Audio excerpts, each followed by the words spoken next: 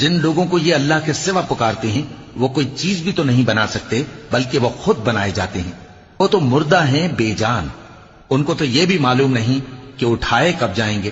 لوگوں، تمہارا معبود تو ایک ہی معبود ہے، سو جو لوگ آخرت پر ایمان نہیں رکھتے ان کے دل انکار کر رہے ہیں اور وہ سرکش ہو رہے ہیں.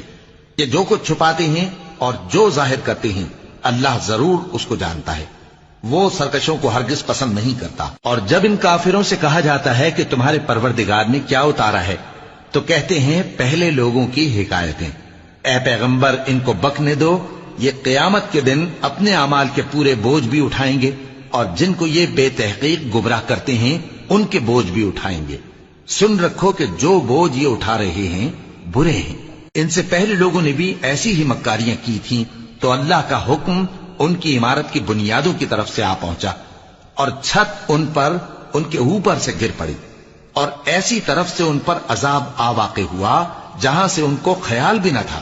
پھر وہ ان کو قیامت کے دن بھی ذلیل کرے گا اور کہے گا کہ میرے وہ شریک کہاں ہیں جن کے بارے میں تم جھگڑا کرتے تھے. جن لوگوں کو علم دیا گیا تھا وہ کہیں گے کہ آج کافروں کی رسوائی اور برائی ہے. ان کا حال یہ ہے کہ جب فرشتے ان کی روحیں قبض کرنے لگتے ہیں جبکہ یہ اپنے ہی حق میں ظلم کرنے والے ہوتے ہیں تو مطیع و فرما بردار ہو جاتے ہیں اور کہتے ہیں کہ ہم کوئی برائی نہیں کرتے تھے. ہاں، جو کچھ تم کیا کرتے تھے اللہ اسے خوب جانتا ہے. سو دوزخ کے دروازوں میں داخل ہو جاؤ، ہمیشہ اس میں رہو گے. اب تکبر کرنے والوں کا برا ٹھکانہ ہے.